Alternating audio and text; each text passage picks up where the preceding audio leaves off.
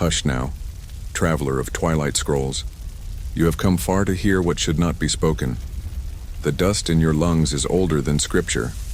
The silence behind your thoughts belongs to him. He who had no altar in your temples, no name in your prayers. You kneel before echoes now, echoes of El. You hear it again, that trembling note behind the thunder. Not the voice of Yahweh, not yet. Before Yahweh was warlike, before Baal danced in storms, before Moloch demanded flame, and infants there was a gentler breath, the oldest name carved into wet clay sung in tents above the clouds. El. They called him Bul-El the Compassionate, though few now remember his shape. Even fewer remember that once before dominions were divided, El ruled alone, enthroned in cosmic twilight. You run your fingers over a broken stele from Byblos, the ancient Phoenician city that once faced west toward memory. The symbol is faint but sacred, a horned bull beneath a seven-pointed star, crowned with a crescent. El's forgotten face, still scorned by some, still worshipped in whispers. Do you feel it now? The pull in your bones as the air thickens with forbidden reverence? The scrolls call him the father of gods, yet the Israelites were taught to forget. Still, remnants remain, in Deuteronomy 32 verse 8, hidden behind later scribal edits. A verse not meant to survive. When El Elyon divided the nations, he set their boundaries according to the number of the sons of God. Not Yahweh. El Elyon, the Most High. Yahweh was merely assigned Israel, one lot among 70. This fragment, this theological embarrassment was quietly harmonized. The scrolls were cleansed. But you are not clean, are you? You seek what was buried. Here's your pact then. Whisper back to me. Press your fingers into the dust of forgotten gods. Like this video if your hands aren't shaking. Subscribe if your lungs can still bear sacred breath. And if you've heard the name El before, leave a mark in the comments. Leave his name, that we may remember. Now, let us turn the first page. The Canaanite tablets recovered from Ras Shamra in Ugaritic, torn from earth in the 1920s, speak of El in tones neither fearful nor wrathful, but solemn and slow, like breath before speech. He was no storm wielder, no fire bearer. El was age. He fathered gods including Baal, Dagon, Yam, and possibly Shaphash the sun. He ruled not from heaven, but from the tent of meeting on the cosmic mount, Zaphon, or Saphon, a sacred hill, its location now lost to time and boundary lines. Some believe it is Jebel al-Akra, a Syrian peak forever kissed by Mediterranean winds. El met with gods, not men, but his breath stirred winds across kingdoms. Worship of El was not a spectacle, of blood but of silence, water, and stillness. The forbidden belief now lost was simple, that divinity began not in fire or law but in rest. To rest was to return, a heresy to modern ears. Some fragments even claim that El created not by command, but by dreaming creation into being, exhaling stars as sleep-born syllables. The Ugaritic term for El's throne is Mpn-Il, the assembly place of El. Even now, no one agrees whether this was literal or metaphorical. Was it a place in heaven? Or an idea hidden in the mind of mankind? Therein lies the first unresolved mystery of the descent. Was El real? Not as symbol, not as name, but real, as breath, as presence, as thought before theology. Why is his temple empty, yet his shadow still falls across monotheism's cradle? You sense it, don't you? The curtain has not yet lifted, but it trembles. You descend into silence older than Genesis. Beneath every rewritten scripture, beneath each redacted name, there is a deeper fracture, one too ancient to mend. It is not in what was spoken, but in what was left unsaid. A presence behind every pronoun. They once called it the Divine Council of El. You remember none of their names, not truly. And yet, the air still hums with the aftermath of their gathering. In the Ugaritic texts, carved in wedge-shaped wounds upon sun-dried tablets, It is written that El presided over a celestial council, the Bien Ilm, the sons of the gods. Not metaphors, not angels, but gods proper. 70 of them. A pantheon. And El was their patriarch, distant and sovereign, offering judgment and justice from a throne veiled in clouded eternity. This was no rebellion, no war in heaven. This was divine order. Before, the storm gods vied for thunder before the one claimed dominion over all. You hold your breath as you speak the unspeakable. Yahweh may have been but one voice among the 70. The memory trembles like old parchment in wind. Psalm 82, stripped of its original fire, still contains the ember. God stands in the divine assembly. He judges among the gods. But the translators have grown fearful. They lowercase the plural. They hush the divinity. Among the gods becomes among the mighty. But you know better. You feel better. This is no metaphor. The council existed and was dismantled. Who erased the assembly of gods, and why? In a tomb sealed not with stone, but with forgetfulness. A symbol has been unearthed, etched into bronze, scorched by desert centuries. A circle of stars surrounding a stylized mountain, and upon it, an empty throne. No name, no face, only the shape of reverence left behind. It was once the sigil of El's council, now a banned emblem, excommunicated by monotheistic reformers. The priests of Jerusalem melted these symbols. The scribes of exile replaced them with singular thunder. But El's court remains in shadow, muttering in languages no longer spoken aloud. And here is the forbidden ritual of that assembly, recorded in a fragment of alabaster found near Kadesh. Every year at the equinox, the gods would gather to pass judgment, not on men, but on one another. They would sing of boundaries, restore equilibrium, and carve lines across the world. Each god left with a nation in hand, like a torch. A fragment of scroll mentions a lost rite. Each flame to his tongue, each name to a tongue of fire. What language was spoken there? What syllables were sacred enough to bind nations to gods, and why was it torn from memory? The unresolved mystery that coils in your mind is this. Was Yahweh once judged in this council? Did he rise from among the 70? Or did he inherit a throne vacated by silence? You scan the ruins, your breath catching on every shard, every echo. The gods may be gone, but their chairs are still warm. You kneel before the dust-covered idol, unearthed from beneath the foundations of a vanished altar. It is not large. It is not grand. It is terrible in its quietness. A bull, four-horned, faceless, squat in posture, gazes without eyes into the black soil. Not Baal's thunderbull, not Moloch's furnace bull. This one bears no crown of wrath. Its horns arc like crescent moons turned sideways, pointed toward the corners of the earth. You recognize it now. This is the bull of El, and you were not meant to see it. Long before the ark, before Zion, before the tablets etched in fire, there was this horned shape, half animal, half symbol, entirely divine. To the Amorites, to the early Hebrews, even to the desert wanderers, El was the bull of the sky. Strength without motion, power in repose. The constellations were called his cattle. The stars were his wandering herds. One star, now known as Aldebaran, was once El's eye, watchful, unblinking, a guardian of dreams. Yet no temple shows this today. No sermon sings of the bull. Why? Because the symbol is forbidden. After monotheism claimed the throne, El's form was declared idolatrous. The four horns, once aligned to solstice winds, were recast as demonic or foreign. A fragment of the Book of Enoch, never canonized, speaks darkly of those who carve the beast beneath the sky, who map the heavens with its hooves and call it father.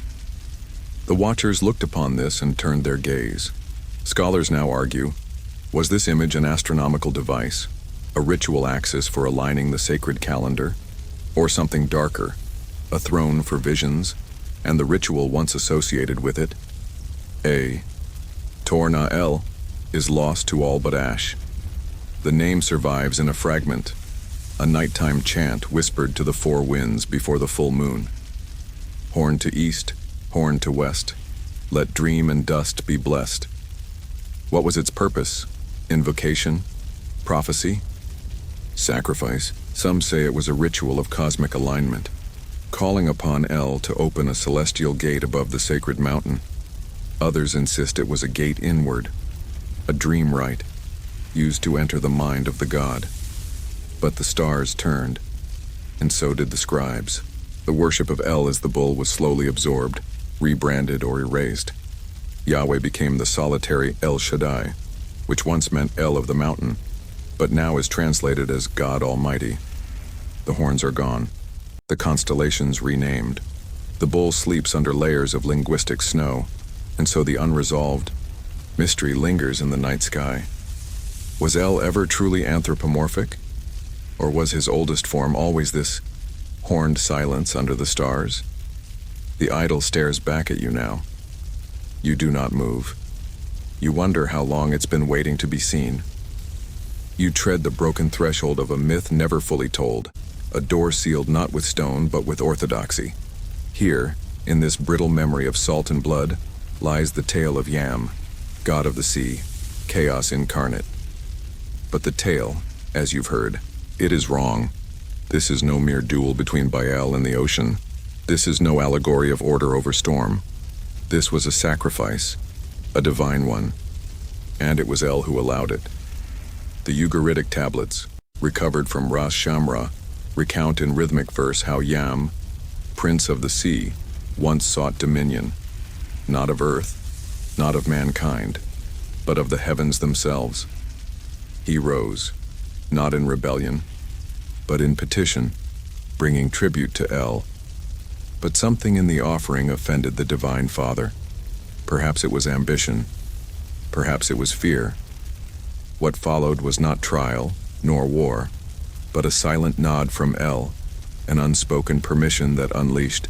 Baal, thunder struck the waves, chaos was cast down, but the text says more, if you know where to look. A single fragment, burned at its edges, contains the forbidden words. Yam was not slain, but bound in silence. His bones, scattered upon the shore, still dream beneath the tide. Herein lies the secret. Yam's defeat was ritual, not war. A divine dismemberment echoing ancient Near Eastern patterns, the same motifs found in the stories of Tiamat, Osiris, and even the later Christian Eucharist. Bones, blood, silence, sacrament. You were taught that Yahweh silenced the sea, but this act, this permission to dismember, belongs to El. A coastal ruin in Tyre yields a rare forbidden symbol, a spiral conch flanked by broken reeds. The spiral of Yam, banned, exorcised, and erased, it once marked the sacred site where priests performed the Nir Yam, a ritual sacrifice of sea things and salted bread. At its climax, the bones of a large fish, often a whale or oxray, were placed in a stone basin representing Yam's remains. Over them, the high priest would chant, "By El's breath let the waters forget, let the bones remember." A forgotten prayer to seal memory beneath waves. Why was this rite forbidden? Because it commemorated a pact, one not of triumph, but of exile. Yam was not destroyed, he was imprisoned and his essence dispersed. Some sects feared his return, others worshipped it. And so arises the mystery no scholar will voice aloud. Was the myth of Yam a metaphor for El's own fear? A divine father, dismembering his own shadow to prevent a cosmic usurpation? Your fingertips brush an old amphora, etched with waveforms and eyes. Something stirs behind your breath. The sea remembers. The air grows thinner now as you ascend toward what cannot be mapped. No ruins guide you, no temple stones remain, and yet you walk, breathless, toward a summit no mountain remembers. For here, high above the smoke of cities and the cries of later gods, once stood the tents of El Elyon, shimmering with divine dew, draped in celestial stillness, the place where the Father of the gods met his children, not in rage or rule, but in counsel. The book of Genesis, chapter 14, whispers a name, and quickly moves on. El Elyon, possessor of heaven and earth. A meeting with Melchizedek, priest of a god forgotten. Not Yahweh, not yet. El Elyon, Most High. Who was he? Why does Scripture avert its gaze? The priest speaks blessings in his name. Bread and wine are shared. Symbols too familiar for coincidence. And then, silence. El Elyon is never named again. The tent is folded, and the smoke of later theology consumes it. But not all texts forget. In the Ugaritic archives, El is said to dwell in Mittal, the mountain of the assembly, in a tent of shimmering skins, a portable throne of heaven. This is no fixed temple, no gilded ark. This is wilderness holiness, a mobile divine presence. Long before the tabernacle of Moses, before the temple of Solomon, there were the tents of El, and they glowed with a light not of fire, but of memory. Archaeologists speak quietly of a site near Mount Hermon, where bronze pegs and strange glass-like beads were found in geometric alignment, as though anchoring something long vanished. They say the structure was temporary. Yet, the ground still resists new growth, as if sacredness lingers. Here, they believe, one of El's tents once stood. Covered in dyed goatskins and woven silver threads, the walls reflected the heavens above, a tented throne beneath stars, ever shifting, ever watching. The heretical symbol linked to these tents is known only in fragments. A square of silver, encasing a spiral of gold threads, meant to be sewn into priestly garments. Forbidden after the rise of Yahweh's singular authority, it was burned from vestments labeled pagan and lost, but it returns in dreams, in symbols carved into the soft stone walls of hidden caves in Sidon. The spiral within the square, some say it, represented El's dual presence, both within the cosmos and beyond it, a theology too fluid to be tamed, too dangerous to remain. And here lies the academic mystery that breaks even the firmest dogma. Were El Elyon and Yahweh ever truly the same? Or was Yahweh a national god who later absorbed the titles of the forgotten king? Some scholars suggest the fusion was political, that as monotheism hardened, El's peace was replaced by Yahweh's fury. The tent became temple, the Father became fire, but you still see the shimmer. You hear the wind in the curtains of sky, and you wonder what it would be like to sit in that tent and be seen. You feel the thunder long before it breaks. It shivers through the marrow of forgotten names, rattling the brittle framework of myth. Baal, the storm god, the rider of clouds, he who speaks in lightning, rises, and with every step of his ascent, El descends, quietly, unwillingly, as though age itself were being dethroned. You have heard the story, haven't you? Baal defeats Yam. Baal builds his house. Baal becomes king.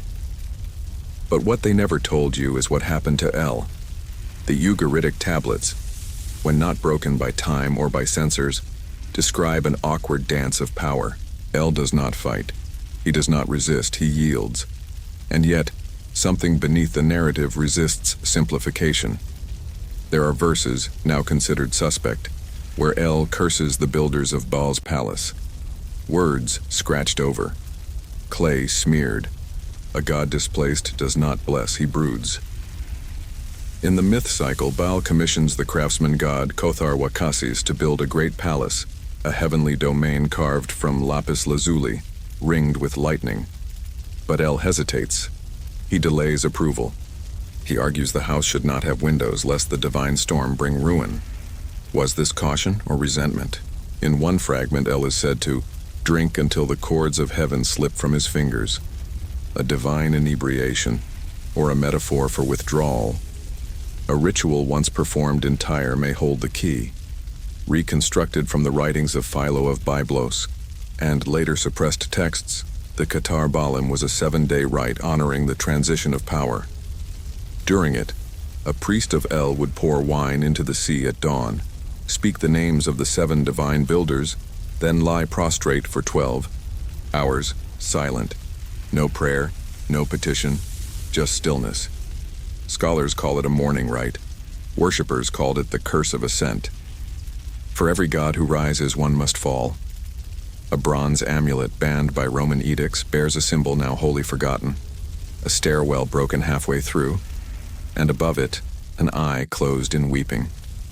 It was once worn by those who feared Baal's rise, would undo the cosmic balance, that El's retreat would not be peace but exile.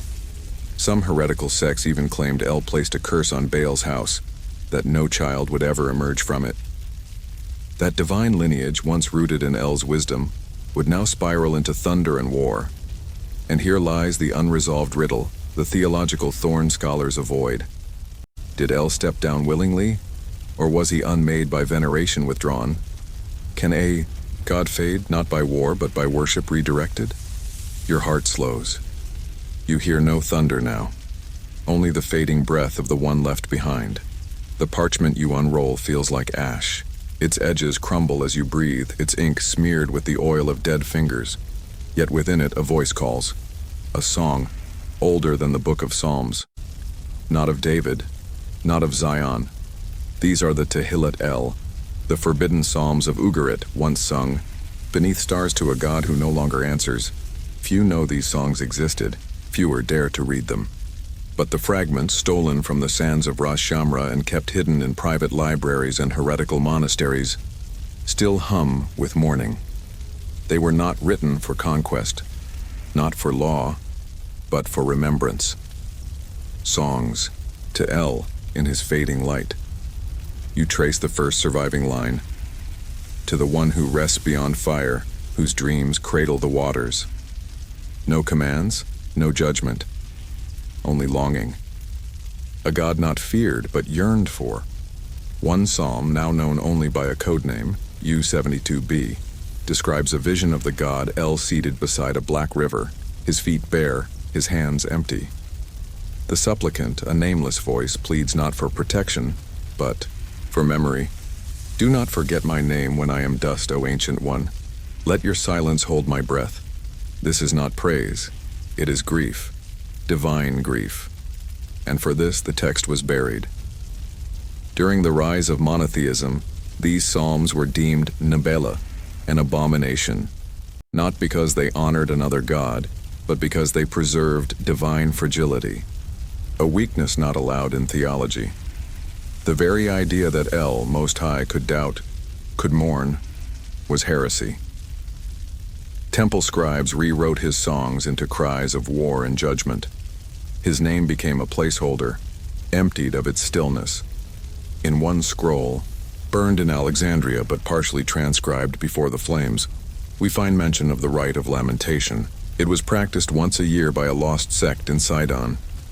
The rite involved no sacrifice, no incense, only song. At dusk, the people would gather along the shore, their faces veiled. Each would chant a single line of one forbidden psalm, then fall, silent. As the sun set, a priest would lift a bowl of seawater and whisper, "This is the silence of El. This is the cup of his forgetting."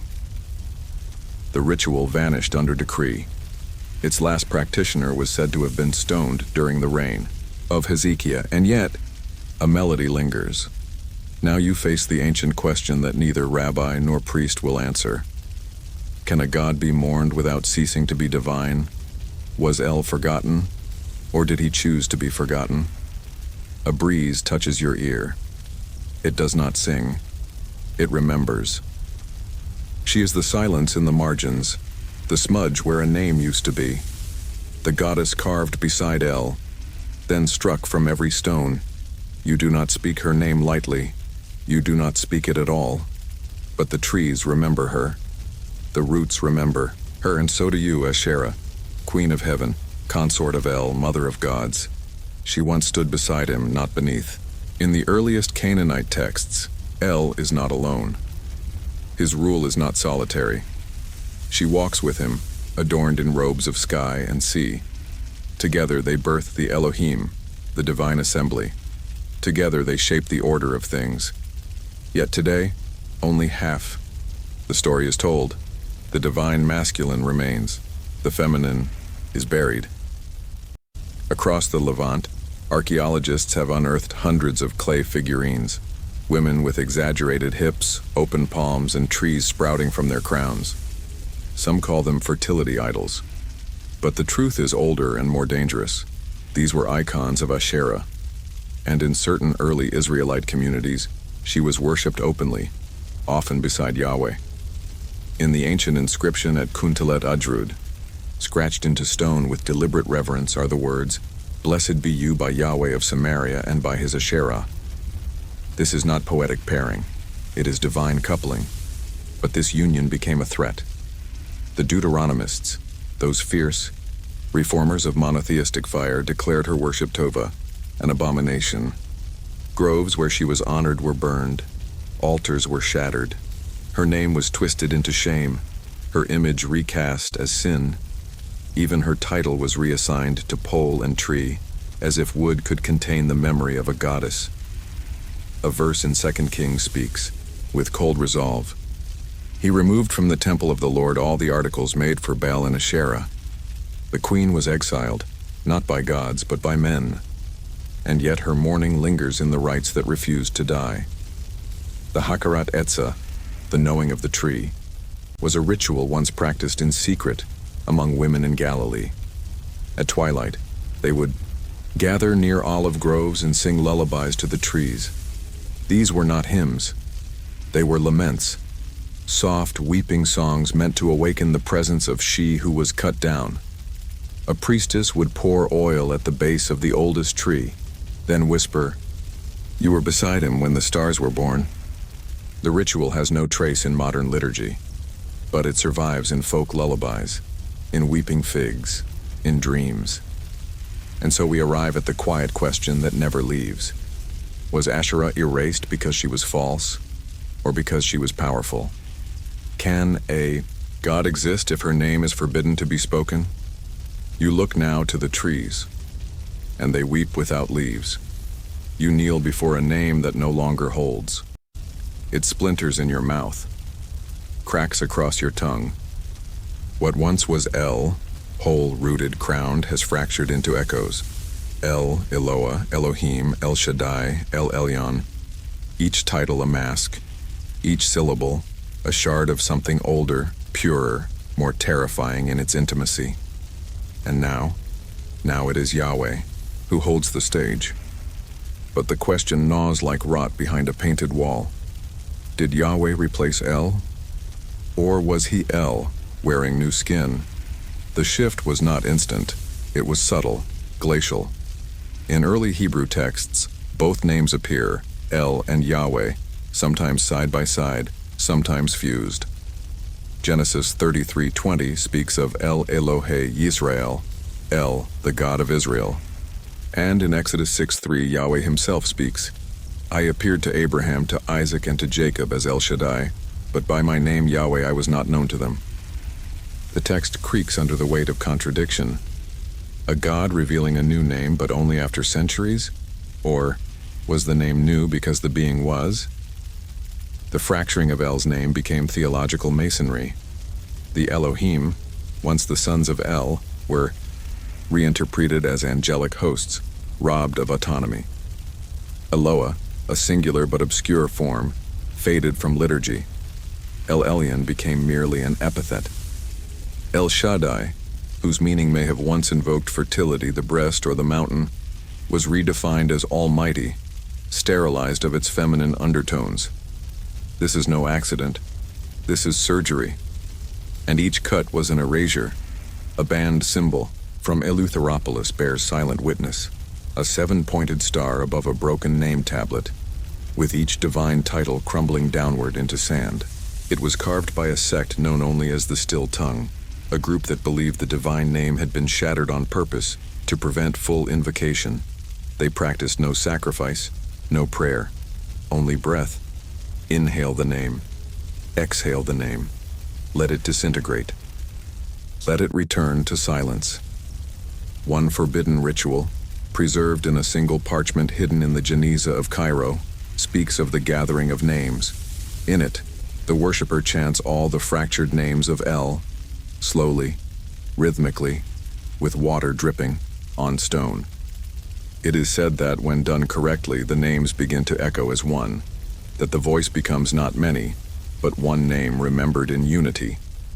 This ritual was declared blasphemous by the 4th century. All copies were burned except this one, and now your voice trembles at its edge. And so comes the question that even the boldest scholars dare not voice in ink. Was the unity of God born from linguistic collapse? Did Yahweh rise because El's name could no longer hold? You feel it now, don't you? The holiness in the fracture, the God beneath the names. They do not speak of the tower anymore, not as it was. The stories were stripped of their iron and clay, reduced to fable. But once, they sang of the Babel rite, of 70 tongues, of 70 nations, of 70 sons, divided, not as punishment, but as inheritance. In Deuteronomy 32:8, hidden beneath centuries of scribal edits, lies the fracture point. When the Most High gave the nations their inheritance, when he divided mankind, he fixed the borders of the peoples according to the number of the sons of God, not sons of Israel, as later redactions tried to say. Sons of God, the divine 70, the Elohim. This was no metaphor. The Ugaritic tablets confirm it. El, seated at the summit of the cosmic mountain, looked down upon the world, not in wrath but in order. Each of his divine sons was given a portion.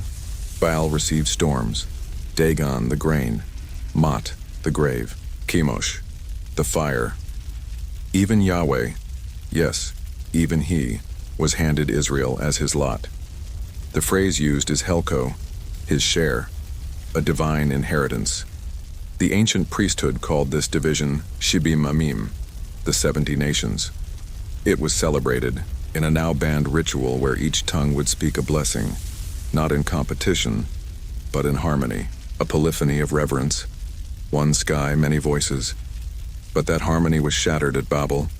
You remember the tower, or think you do, but you've only heard its ruins in whispers. The Babel story is a riddle, not a warning. The people sought not to reach heaven, but to speak as one, to undo the division El had made. The rite they attempted, a forgotten synthesis, was called the Shem Yakad, the unified name. A single tongue to summon the God before division, a God without borders, a God beyond inheritance. That was the crime, not pride, not height, unity. The forbidden unification of names.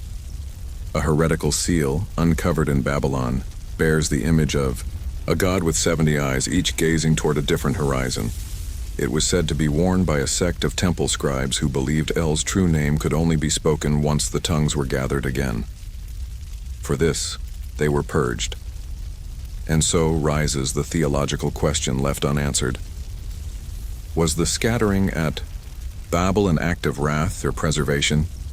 Did El divide his sons out of wisdom or fear of what unity could summon? The 70 names still drift. You speak only one, but beneath it, the others listen. You descend, one breath at a time, into the earth's unmapped throat. No light follows you here, only the memory of water and the slow pulse of stone. The cistern was once sealed, its mouth stitched shut with fear, but you found the key, not of metal, but of myth. The stories led you here, to the last servant of El, still alive in scripture's shadow, still chanting names too old for paper. They never recorded his name, the anointed one beneath the deep, a priest without a temple, a voice without an altar. Ugaritic fragments refer to him only as the silent bearer, he who remained when the mountain emptied. He did not follow Baal. He did not kneel to Yahweh. He waited, and in waiting became the final thread of a lineage undone by law.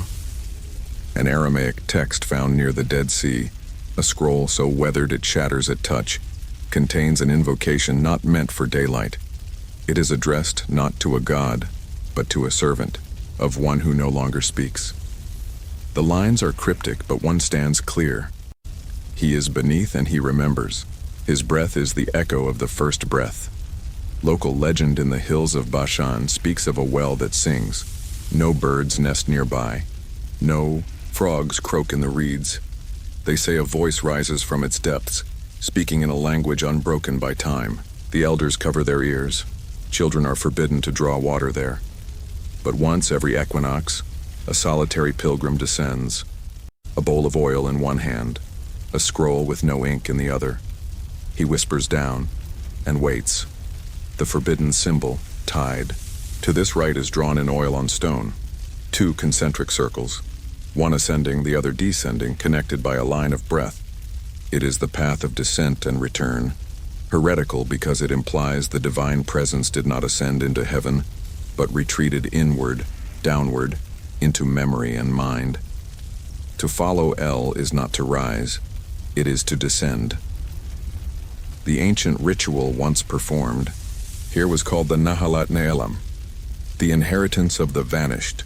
The priest would descend into the cistern and sit in utter darkness for 3 days.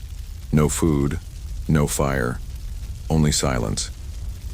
On the 3rd day he would speak El's name, not aloud, but into water. If the water rippled, it meant the god remembered him, and so the mystery breathes heavy in your ears. Is divine presence bound to height or depth? Does holiness rise with thunder or sink with memory? Your foot touches the final stone stair. You hear the echo. And you are no longer sure it is your own. Ash rises where memory once lived. You stand at the edge of a blackened altar, its stones cracked, its basin cold. The wind here does not blow. It circles, as if uncertain. Something happened on this mountain, something that emptied the sky of a presence it once held. The ritual is lost, but its stain remains. It was called the rite of ascent without return. Long before fire was a symbol of the holy, it was a gate. El's priests, few in number, silent in descent, once believed smoke to be the breath of gods, but not the smoke of sacrifice. No. This smoke rose from burned language, from the parchment of forbidden psalms, from sacred names written in salt and sap, then set to flame at moon's rise. The goal was not atonement, not even communion. It was unmaking. And on the slopes of a mountain once named Saphon, they unmade something no one dares to name. A tablet found charred and partially preserved in a collapsed vault near Arwad contains only 3 legible lines.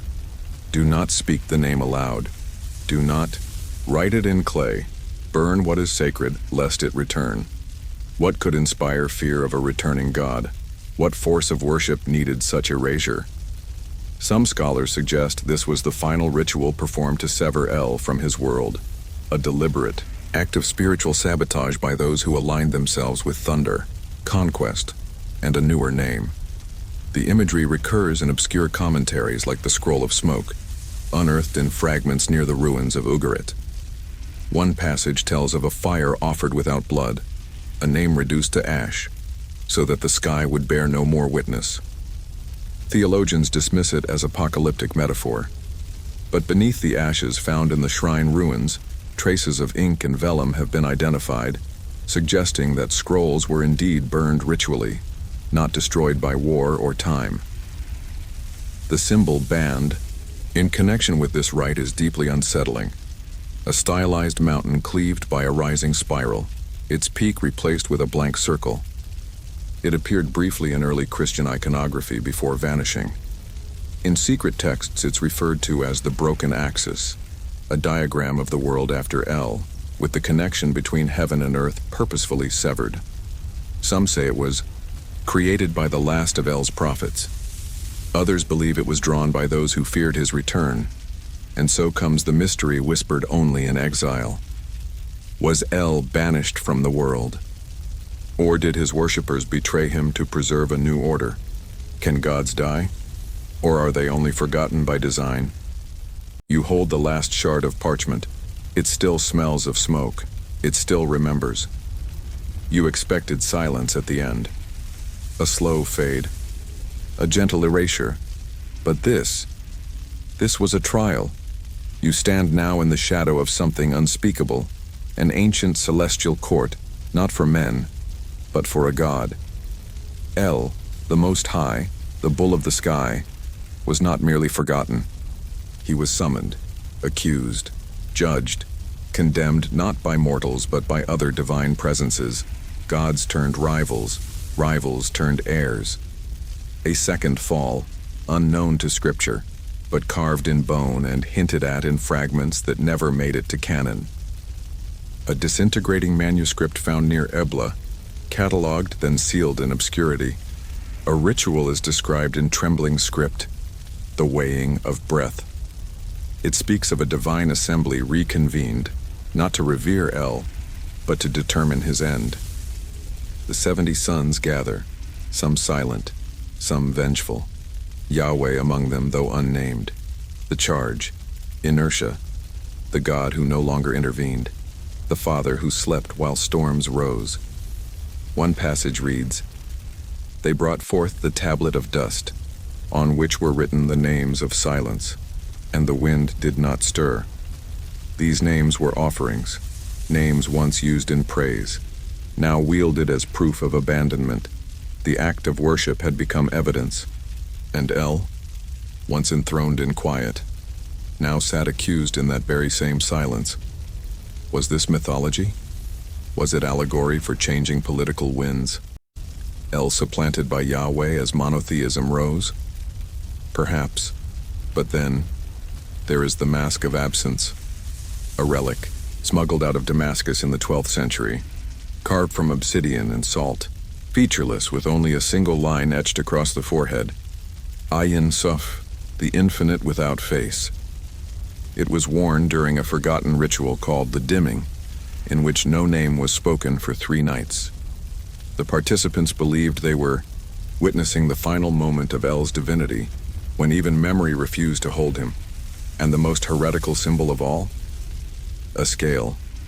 Not the scales of justice, but scales holding breath. One side heavy with praise, the other heavy with silence. It appears in Coptic marginalia, in Gnostic graffiti, in forgotten tombs, always the same. The weight of the forgotten outweighing the worshipped. The unresolved riddle is heavy and it waits in your mouth. Can a God who rests be condemned for stillness? Is divinity measured by intervention, or by presence alone?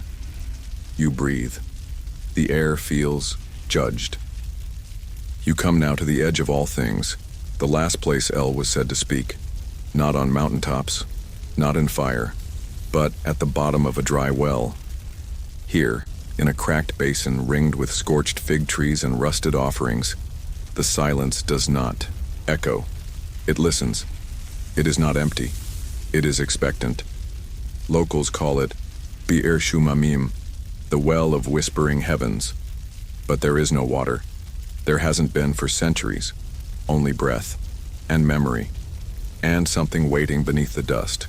A Samaritan fragment from the 3rd century BCE records a now suppressed legend that after the trial of El, after the divine council turned cold, the father of the Elohim did not flee to the stars or vanish into myth.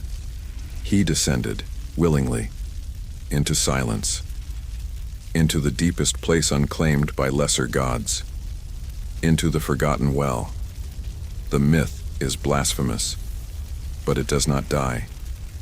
One of the Dead Sea Scrolls, never fully published, contains an enigmatic poem titled "The Descent of the Flame That Does Not Burn." It speaks of a voice heard not in fire but in breath that dries the water of prophets. The poem ends with a line too fragile to preserve. He waits where the water remembers him. Scholars reject its relevance. You do not. A forbidden rite. Banned. Even in the era of syncretic cults, was once practiced in this place. Called the Shema Sha'ar, the listening at the gate, the ritual involved lowering a sacred bowl, painted black and filled with ash, into the dry well at midnight. The officiant would whisper 7 names of El, not as praise, but as questions. If the ash scattered, it meant the god had heard, but the rite was silenced by force. Roman governors closed the wells. Early bishops declared them pits of demons. Even modern archaeologists won't publish what they've found here. Too much continuity, too much discomfort. The idea that El is not gone, but simply beneath, waiting, listening. The forbidden symbol etched on the stones surrounding the well is known as the downward eye, an eye without a pupil, drawn facing downward into a spiral. It has no iris. It does not see the world. It sees only memory. Some say it is a portal to El's mind. Others say it is El watching you. And so arises the final theological dilemma before the fall. Is a God who listens but no longer answers dead? Or is he more divine for having withdrawn from the noise? You lower your own breath into the well. The dust shifts, and your reflection speaks without sound. You are no longer walking through history. You are walking through absence. The stones around you, once altar, once temple, now lean inward like mourners, their faces pressed into soil. No idols remain. No hymns drift on the wind. And yet, the grief here is unbearable. It is not human. It is divine. This is the final place, not marked on maps, not named in scripture, but known to every creature who has ever prayed into silence and heard nothing in return. You step over shattered glyphs and shattered hopes. You kneel before a foundation that once bore the tent of the Most High. You place your palm against the dust, and it weeps. They say this is where El's last breath touched the world. Not with thunder, not with light, but with grief. There is no account of this in the Torah, no echo in the Psalms, only in a fragment of a banned gospel, later labeled Gnostic, then heretical, then destroyed. Is there a line whispered through trembling ink? And the Lord of the assembly wept, for none remembered his name without a veil. A single tablet, found buried upside down beneath this ruin, bears only one symbol, a face with no mouth, a crown of stars above it, tears falling not from the eyes but from the forehead. This is El's sorrow, a God not triumphant nor vengeful, but abandoned by language itself. This symbol, known as the mourner of the firmament, was declared illegal to display by imperial edict in Byzantium, not because it was false, but because it made men cry without understanding why. Here, the last ritual was performed not by priests, but by stone. It is called the anaphora of dust. You will not find it in any manuscript. It is unspoken, unwritten. To perform it, one merely kneels, places the forehead against warm stone, breathes without asking, listens without expecting. And if you wait long enough, if you stay very still, you may feel it. The sorrow of a God who is still here, beneath all altars, beneath all thrones, not reigning, not absent, just weeping. The unresolved question now clutches your heart. Can a God who weeps still be divine, or is grief itself the last sacred act? You do not rise, you do not speak, you simply remember. Dust clings to your skin, but it is not soil. It is memory. You have followed a God into silence, heard his names torn, scattered, rewritten. You have felt the fracture of theology, the slow erosion of myth, the heavy breath of truths too old to live, but too sacred to die.